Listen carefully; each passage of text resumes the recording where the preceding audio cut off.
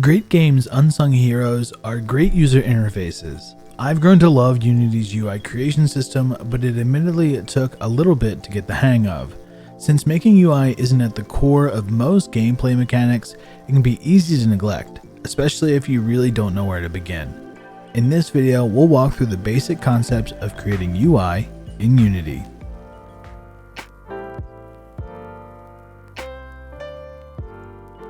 I spent some time working on this 2D platformer, and I'm liking how it's coming along. I mean, look at how cute this fox is. Anyway, the objective is pretty simple. Collect all of the diamonds in the level and get to the finish line while avoiding a rising Indiana Jones style spike trap. However, right now, the only way to play the game is to load up the scene that contains the level. That works, but loading into a main menu would be much nicer. Let's make a new scene that will house our main menu and go over the basics of setting up the UI. I'll start here by right-clicking in an open area in my scenes folder, going to create and then going to scene. I'll name this main menu. I'll open up our scene.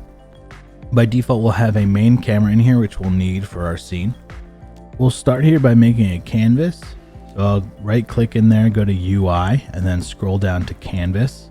You see it creates a canvas and automatically also creates an event system. And if I go to the scene view and zoom out, you can see my canvas here. So the canvas is sort of like art. It's properly named. It's basically your area where you're going to put stuff on, and you can see there's some scripts or components that are automatically added. So we have the canvas, and there's this render mode drop down. World space is useful for if you want like a name tag or something in the world. So if you want UI that is placed in the world, this is good for that. I've never used screen space camera. There is a description in the Unity docs. I'll link that in the description if you want to check that out. I think almost every time that I've used UI, I've used screen space overlay. Sort order, if you have multiple canvases, this can help you get things on top of other things if that's sort of what you want to sort of just order things. So just be aware of that. The canvas scaler helps when you're doing a game that might be at different resolutions. It's a really quick way to just sort of get something in that makes things scale properly. So right now it's at constant pixel size, which means that nothing will ever scale. But you can do scale with screen size and then choose your preferred resolution. And then as you change the resolution of your screen, it will match that either to the width or the height, and it will scale your UI.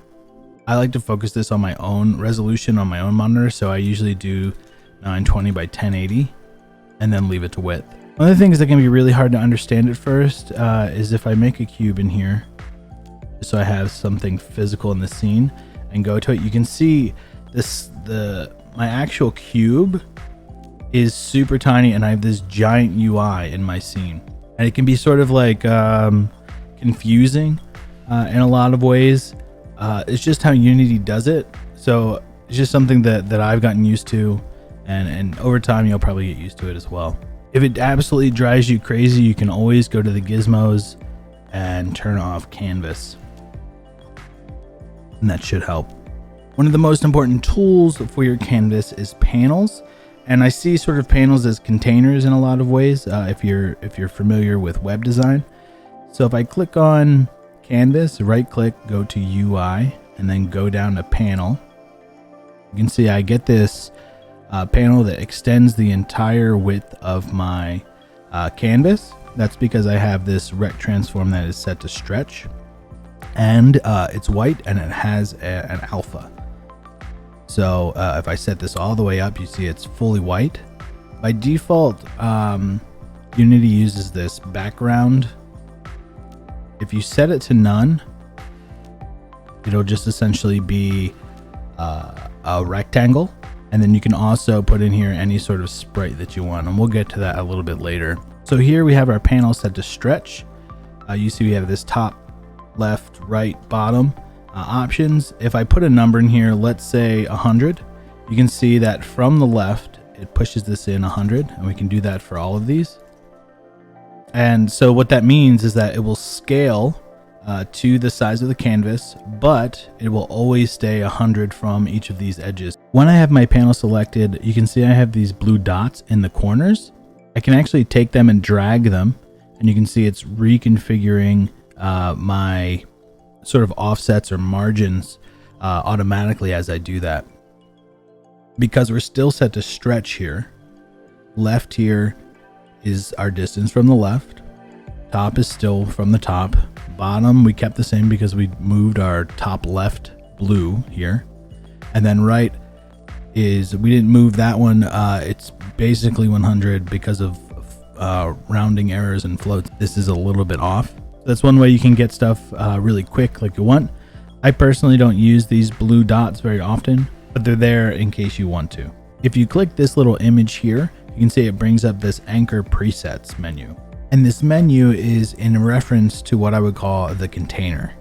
So right now that means the canvas. So if I select the top left, you can see it doesn't really change anything on here, but it did change these little arrows. You can see these little corners here, and that's what that represents. So if I change this to 0.5, you can see that this moves here. These tools, I've always used them. I don't think I've ever manually set the anchors, but just so that you know what they're doing and where these things are coming from. I think that's important to know. When we changed our anchor point, you notice that our box stayed exactly the same. What happens is that Unity will automatically recalculate its position. But let's say I wanted to move this to that anchor point. What I would do is just hit 0 in all of these, and then it moves my pivot point to that point. Right now you can see that our pivot is set to 0.5 on X and 0.5 on Y. If we want it to be the top left, we want to be 0 in the X, so it's measured from left to right and from bottom left up. So if this is 0, 0 here, our pivot on X would be 0, and then on Y we want to be in 1. Now when I change this to 0, 0, we get there. If I want to make another panel here, let's say we change the color just so we're sure which is which. We'll make it 500 by 300.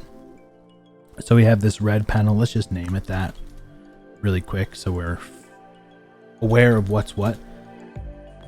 Another important thing to know with Unity is that how things are sorted is based on the hierarchy. So right now, red is under our white. If we put it over in the hierarchy or above in the hierarchy, it'll go behind our white. So that's a really important thing to know when you're putting UI in, especially when you get to parenting things to other things, just to keep that in mind.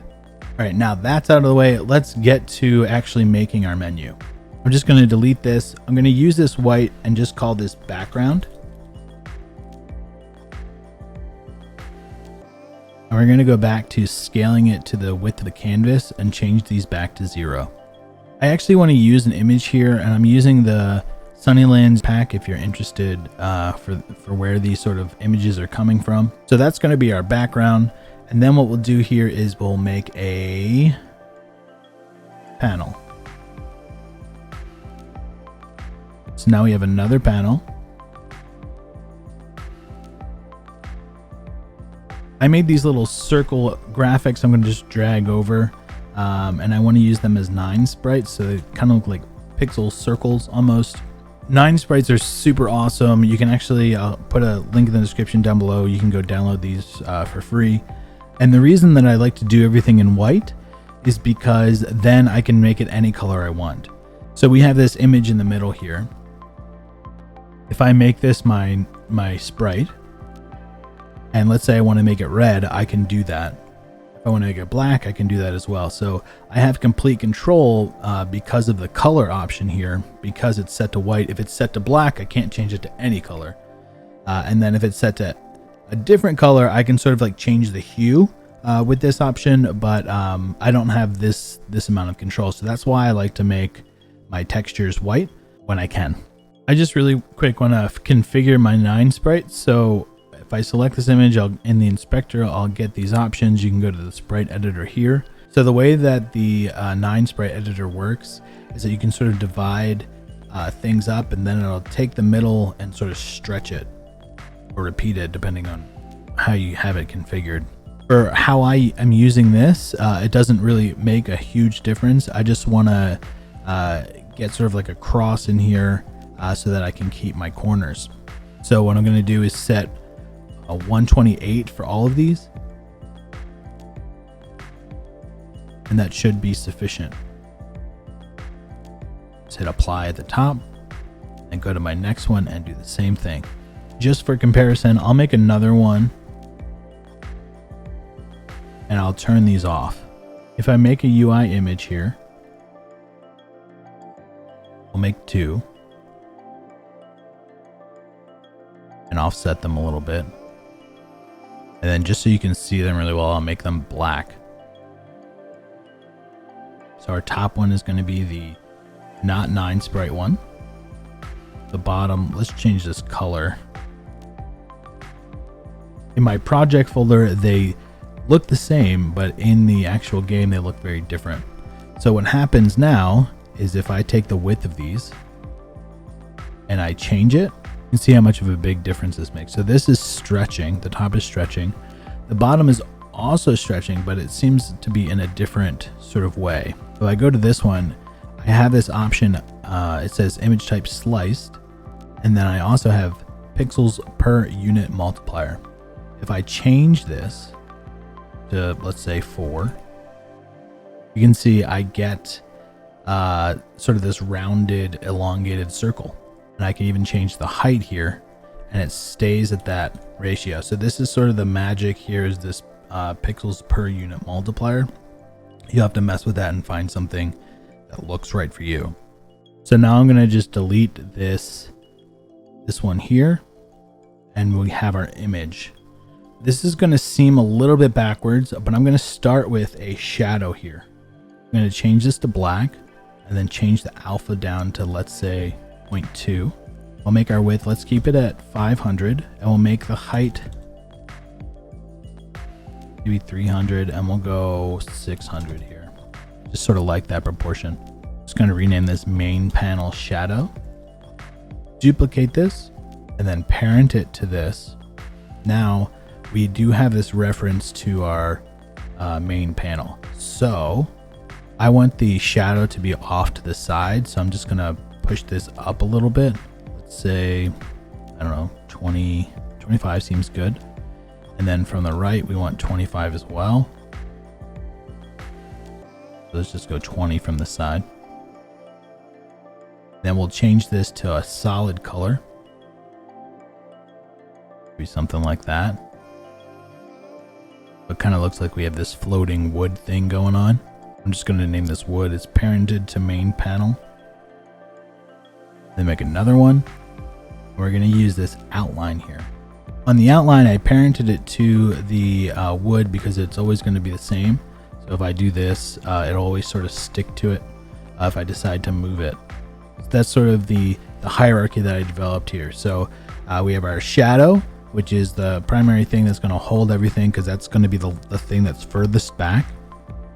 We also have our wood panel, and then I have an outline around my wood panel just to give it a little bit of to set it apart, and that is parented to the wood, and you can see that it's set to stretch, and it'll always be the same size essentially as my wood panel.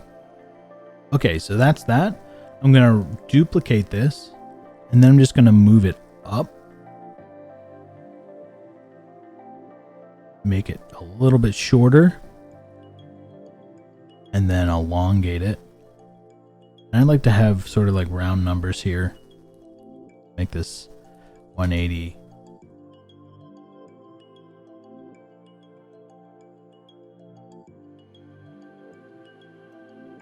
Similar thing going on. I'm going to change the colors of this a little bit.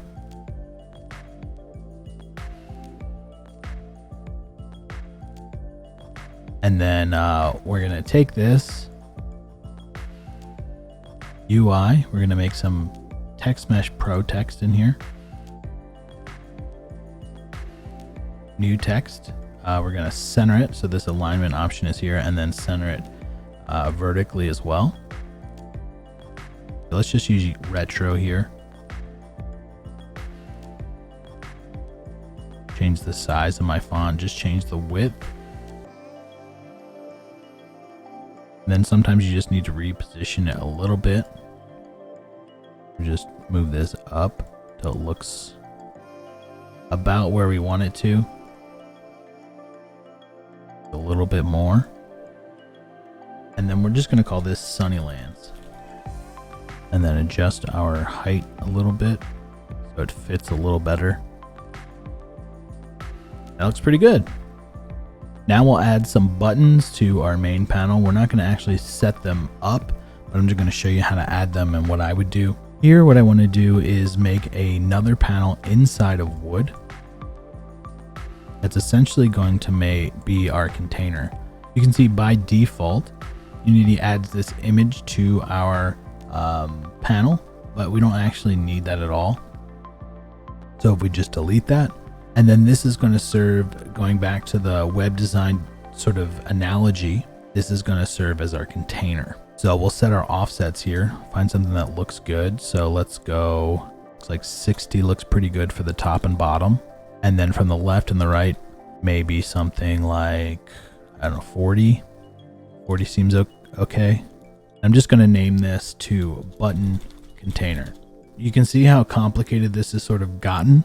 So it's important to name things in your UI what they're called and not panel, canvas, whatever. So we have our button container. And then if I right click, go to UI, we'll make a Text Mesh Pro button. When we do that, we get this button game object. You can see it basically has similar things to what we've been using. It has the rect transform, it has the image component, and then this new thing called button. We're not going to go too much into what the button does, this component, but basically it changes the colors and things like that, and then you can set on click functions in it as well. You can see that it's a parent to something. If I open this, you can see that the thing that's inside of it is the text, and that's all it is just text. So if I change this to play, change the font asset here, see we have our play. Here we can change the width. So let's say we want to do the full width. So if we just, looks a little weird, doesn't it? So we'll change the height. Let's maybe make it, text seems kind of small to me, maybe 30. That size seems pretty good. I think it's a little too wide. So from the left and the right, let's go in.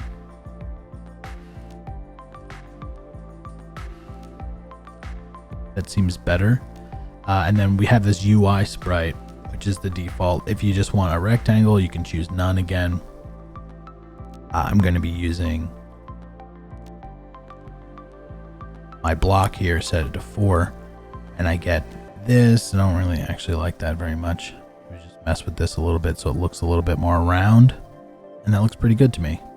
And then if I right click and duplicate it, I can name it something else. So let's say quit.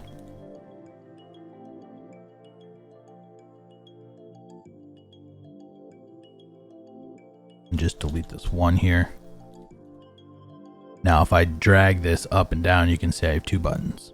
The thing that I found out pretty late, but it's super helpful, is that I could manually position these where I want, but if you end up adding or removing buttons, it's a huge pain. So a cool tip here is in the button container, you can add a component. There is something called a vertical layout group.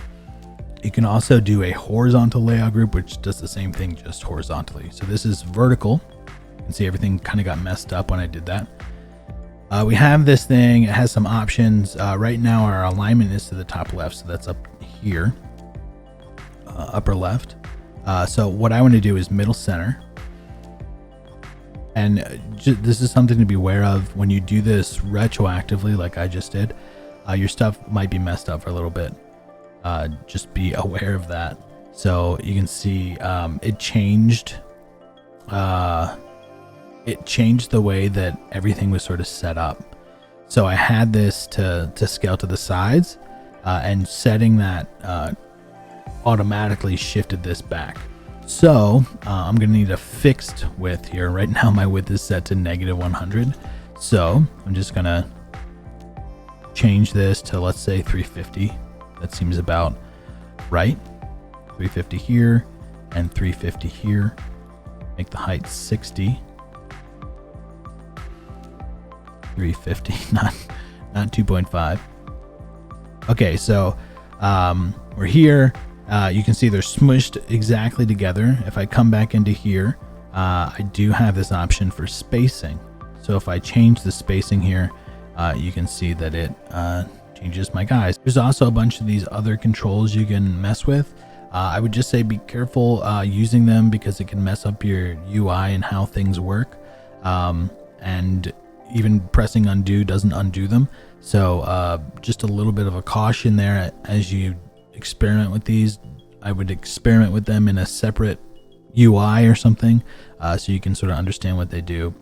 The other thing that I want to add here, which I didn't, is just add another image here, and we're going to put an outline around our text.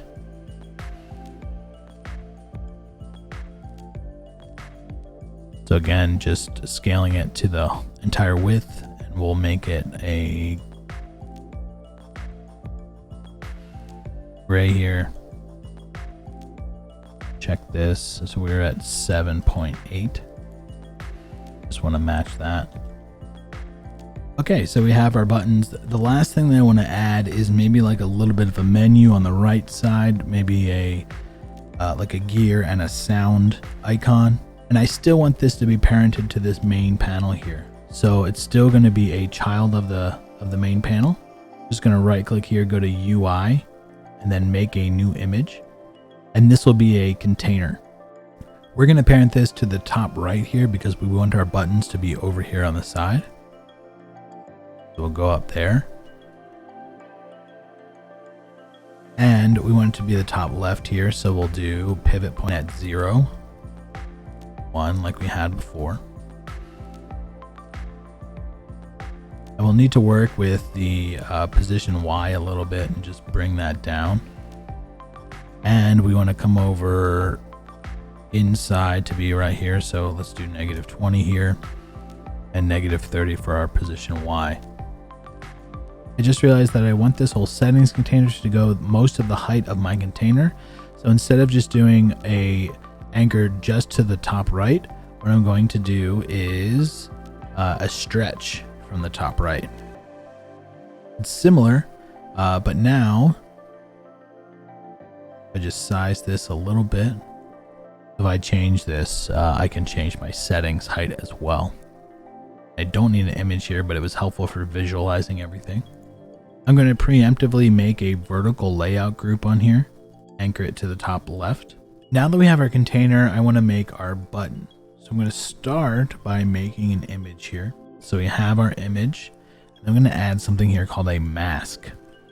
The mask allows us to only see a particular graphic area of the mask's children. And I'm going to uncheck show mask graphic because I don't need a graphic to be shown here. And then underneath of that, make another image.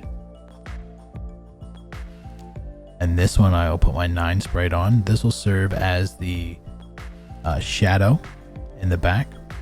I want this to stretch to the full width. And then to the left, I want it to go behind this. So that's why I'm going to change the left here to, let's do -20. It looks like it's kind of going behind our menu. And this will be the shadow. So I'm going to set it to black. And then change the alpha on this to 0.2. Let's change this first one to settings. We'll call this shadow. Click settings. Click settings, go to UI. Make a button text mesh pro. Parent this to the full width. Change this to 0. Again from the left, -20. Drop our sprite onto here. Change it to our pixels per unit multiplier so it's the same. And then offset from the right. Find something that looks good here. 10 seems good. and 10 from the bottom.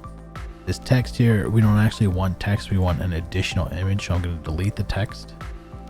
And then on the button, set UI image. In Sprite here, I have a bunch of sprites already loaded from a pixel package in here. I'll link that in the description if these are something you're interested in. So if I select this, I want the 24 pixel version. It's kind of hard to see, but what I will do is actually I want to switch this to the outline. And then choose one of my preset colors here. And then I need the background image. Change this back to our Sprite just to fill it.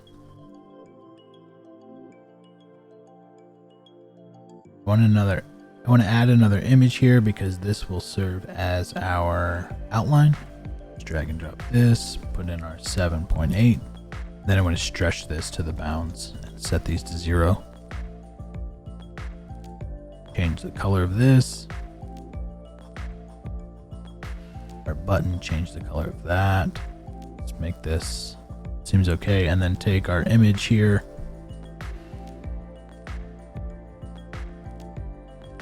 And we'll just position this so it looks sort of how we want.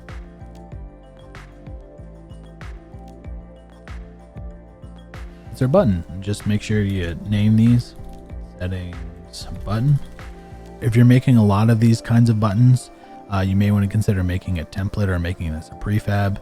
Really simple to do that if you haven't. So just drag, and that makes it a prefab. The thing that I've noticed a few times with prefabs is that sometimes dragging them into a different canvas or something will reset the scale, and you won't see anything, you won't understand why, and the scale will be set to 0. So just make sure that that doesn't happen when you do that, or if you can't see it, that could be possibly what's going on. And then duplicate this, and you can see I get my next one really quick, and this is going to be volume.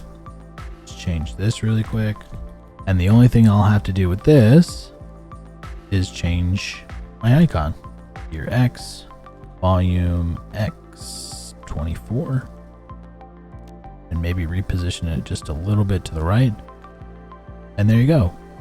That's really the basics of Unity UI. When I click play, you can see that some of my buttons actually have functionality when I click on them from the default script. They don't do anything quite yet because we haven't set that up, but we can go over that in the next video. If you thought this video was helpful, please don't forget to like and leave a comment down below. If you want more Unity tutorials and content just like this, hit that subscribe button, and I'll see you in the next one.